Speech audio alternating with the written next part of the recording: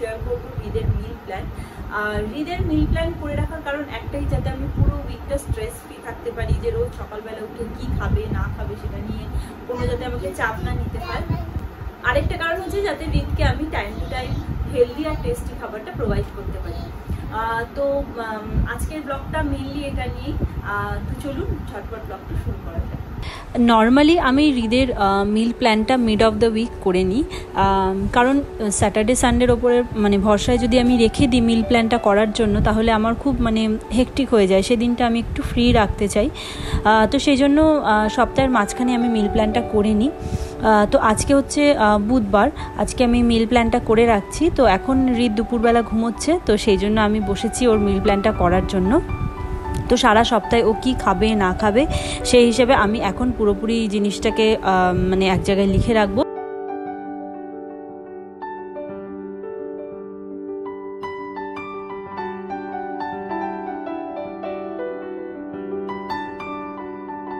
So ওর মিল plan করার জন্য আমি এই ম্যাগনেটিক মিল প্ল্যানারটা নিয়েছি, যেটা খুব ইজি হয় ইউজ করার জন্য আমার।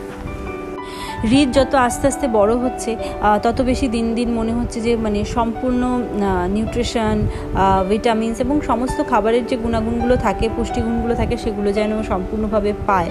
তো সেই সমস্ত জিনিস মাথায় রেখেই আমি জিনিসটা করার চেষ্টা করি। তো এটা হচ্ছে ওর নেক্সট উইকের যে মিল প্ল্যান সেটা আমি করে রাখছি। আর তোমরা দেখে নিতে পারো যে এই সপ্তাহের ওর মিলে কি কি আছে। আর নিচে যে নোটস পার্টটা আছে না, ওখানে আমি লিখে রাখি যে ওর এই সপ্তাহের মিলটাকে ঠিক করার জন্য, মানে মিল কী কী খাবে সেটার জন্য কী কী আমাকে প্রেপ করে রাখতে হবে। তো সেটা আমি ওখানে নোটসে লিখে রাখি। তাহলে সেই হিসেবে আমি স্যাটারডে হোক সানডে হোক যেদিনই হোক, আমি অথবা আমার হাজব্যান্ড বা দুজনে মিলেও অনেক সময় যাই, গিয়ে সেই হিসেবে আমরা সমস্ত জিনিসগুলো এনে, যদি না থাকে বাড়িতে অ্যাভেলেবেল তাহলে এনে রেখে দিই। তো এই সপ্তাহে আমি যেগুলো করবো সেগুলো দেখো এখানে লিখে রেখেছি। আর এই হচ্ছে ফাইনালি এই হচ্ছে ওর এই সপ্তাহের মিল প্ল্যান। সো হৃদের ডায়েটে যেগুলো আমি রাখার চেষ্টা করি, বা ওর খাবারের রুটিনে যেগুলো আমি ইনক্লুড করে রাখার চেষ্টা করি, সেগুলোর মধ্যে দেখো এগুলো রয়েছে।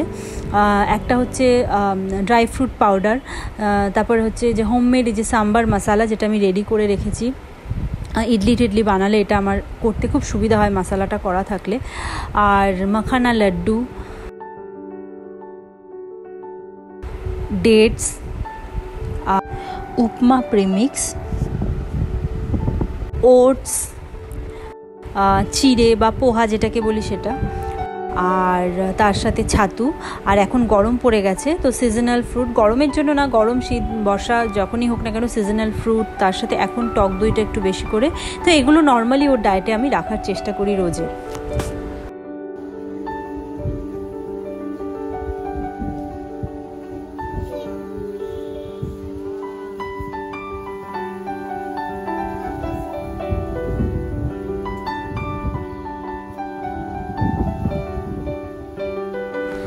সো সমস্ত কিছু করার পর যখন হৃদ ঘুম থেকে উঠলো আজকে, তারপর আমি আর হৃদ দুজনে মিলে আমার বিকেলের যে চাটা সেটা নিয়ে আমি গেলাম আমার ছাদের খুব পছন্দের একটা জায়গায়।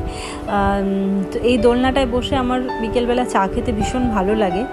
আর এই যে দোলনাটা রয়েছে সেটা অ্যাকচুয়ালি আমার হাজব্যান্ড কিনে এনেছিল হৃদ হওয়ার পর, যাতে আমি এখানে বসে একটুখানি টাইম স্পেন্ড করতে পারি, আর ও যেন ওর মতো একটু ছাদে খেলতে পারে সেই জন্য। তো এখানে বসে চা খাওয়ার মজাটাই আলাদা। তার সাথে আজকের ওয়েদারটা এতটাই সুন্দর যে এত হাওয়া দিচ্ছে ছাদে, যে মানে খুব ভালো লাগছিলো আজকের বিকেলটা। তো দেখুন আমি এখানে বসে বসে চা খাচ্ছি, আরও ওর মতো এদিক সেদিক দৌড়াদৌড়ি করছে, ওর মতো খেলছিল।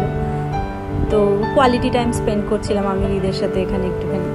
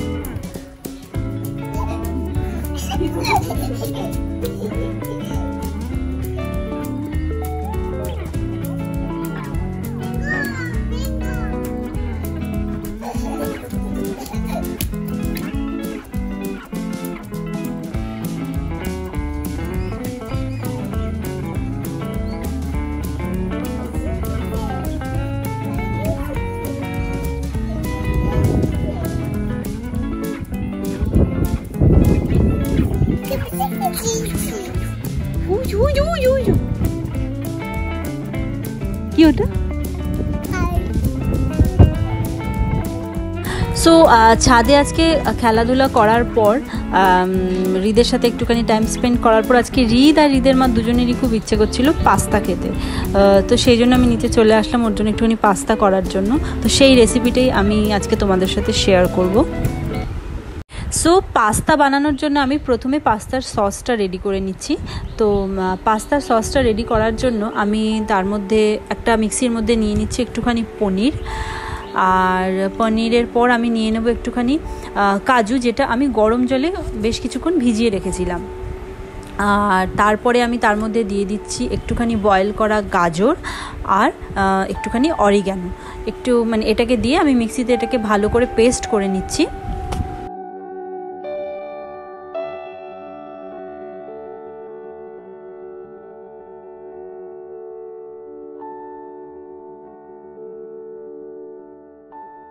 সো এবার আমি একটা ফ্রাইং প্যানের মধ্যে একটুখানি মাখন নিয়ে নিচ্ছি। মাখনটা একটুখানি মেল্ট হয়ে গেলেই আমি ওর মধ্যে দিয়ে দেবো একটুখানি পেঁয়াজ কুচি। এবার পেঁয়াজটাকে আমি একটুখানি নাড়াচাড়া করে নেব, ততক্ষণ নাড়াচাড়া করব যতক্ষণ না এটা একটু ট্রান্সপারেন্ট কালার হয়ে যায়, ততক্ষণ অবধি।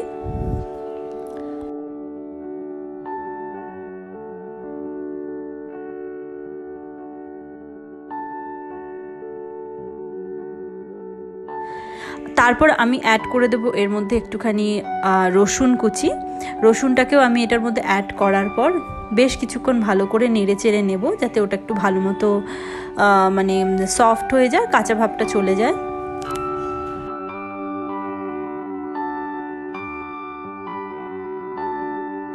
তারপর আমি যে সসটা প্রিপেয়ার করে রেখেছিলাম মিক্সিতে, ওই সসটা আমি এটার মধ্যে দিয়ে দেব, দিয়ে ওটাকেও ভালো করে নাড়বো চাড়বো। আর হ্যাঁ, আমি নুন দিইনি, তো এটার মধ্যে আমি সামান্য একটুখানি নুন অ্যাড করব স্বাদ মতো। তো এটাকে আমি ভালো মতো একটুখানি নেড়ে চেড়ে নেবো এটাকে। আর যে মিক্সিতে যে লেগেছিল এটা পেস্টটা, সেটার মধ্যে আমি যে পাস্তাটা সেদ্ধ করেছি সেই পাস্তাটার জলটা আমি এটার মধ্যে দিয়ে ওটাকে ভালো করে পরিষ্কার করে ধুয়ে টুয়ে ওই জলটাই আমি এটার মধ্যে দিয়ে দেবো। তারপর যখন দেখবো যে এই সসটা হয়ে এসেছে, আমি তার মধ্যে ওই সেদ্ধ করে রাখা পাস্তাগুলো দিয়ে দেবো। আরেকটা কথা, এখানে আমি যে পাস্তাটা ইউজ করছি সেটা হচ্ছে হুইট সেমোলিনা পাস্তা। এই পাস্তাটা খুব তাড়াতাড়ি হয়েও যায়, মানে সেদ্ধ হতে খুব কম সময় লাগে, আর যেহেতু মানে এটা খেতেও একটু ভালো হয় আর হেলদি বটে, হেলদি তো বটেই কারণ এটা হুইট পাস্তা। সো পাস্তাটা দিয়ে আমি ভালো করে এটাকে নেড়ে চেড়ে নেব। আমি অ্যাকচুয়ালি ভেবেছিলাম যে পাস্তাটার মধ্যে একটুখানি চিজ দেবো, বাট আমি যখন এটা নাড়াচাড়া করার পর একটুখানি টেস্ট করে দেখলাম যে এটা এমনিই খেতে এত টেস্টি লাগছে যে এটার মধ্যে চিজ আর আমি দিইনি, চিজ দেওয়ার দরকার নেই। তো আপনারা যদি মনে করেন এটার মধ্যে একটা দুটো স্লাইস চিজের দিতেও পারেন, বাট আমি চিজ ছাড়াই করেছি, আমার এটা বেশ ভালোই লাগছিল খেতে। Yes, and the tasty pasta is ready. আর হৃদও এই পাস্তাটা ভীষণ এনজয় করছিল, আর অবভিয়াসলি আমার তো ভীষণ ভালো লাগছিলই খেতে। আমি বলবো যে আপনারাও কিন্তু বাড়িতে এই রেসিপিটা একবার হলেও ট্রাই করে দেখুন। হোপফুলি আপনাদেরও এই পাস্তাটা খেতে ভীষণ ভালো লাগবে, আর আমাকে কিন্তু অবশ্যই জানাবেন যে আপনাদের এইভাবে পাস্তা করে খাওয়ার পর কীরকম লাগলো।